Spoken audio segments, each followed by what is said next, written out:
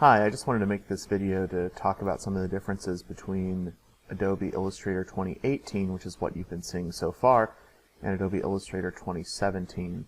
I've heard that one of the labs only has 2017 and then we're not able to upgrade it, so I just wanted to make this video to show you basically how to access all the things that I've been accessing in 2018. Now, I'm using the Essentials workspace, so I go Window, Workspace, Essentials, and I'm on Windows. You might notice that instead of my usual Mac, which I thought it'd be good to have some diversity here. So the first thing that you'll notice with this workspace is that we're missing our Properties panel, right? The Properties panel was a new addition in Illustrator 2018, which allowed us to have quick access to a lot of our tool options and context-sensitive things. So in this case, the top bar, which doesn't really exist in 2018, is going to act as our Properties panel. So first we have no selection. This is telling us what we have selected. The fill right here, the stroke.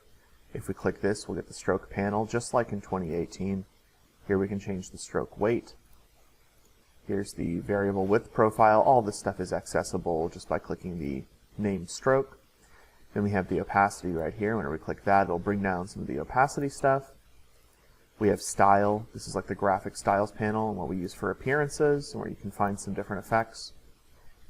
And right here we have document setup, which basically is kind of like the artboard or edit artboard tools.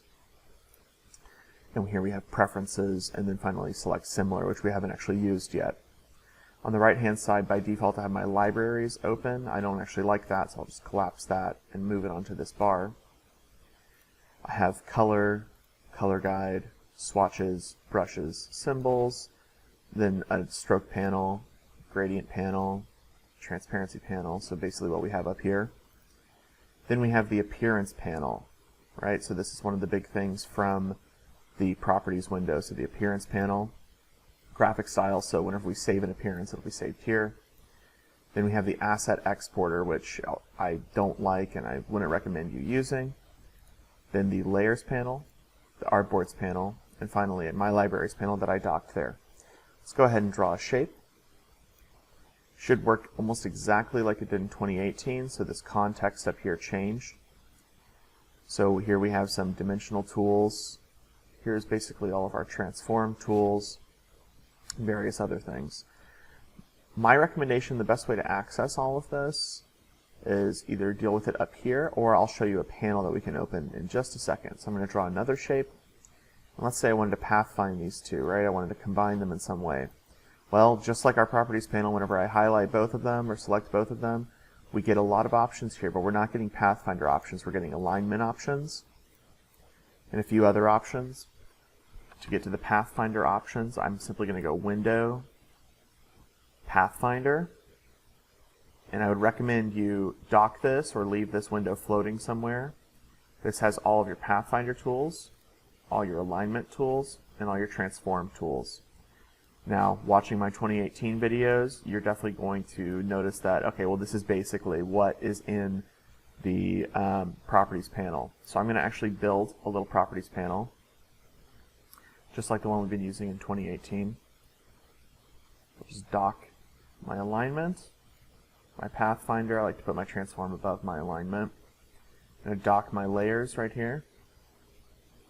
I'll dock my artboards to another tab on that layers tab. And let's move that back up to the top.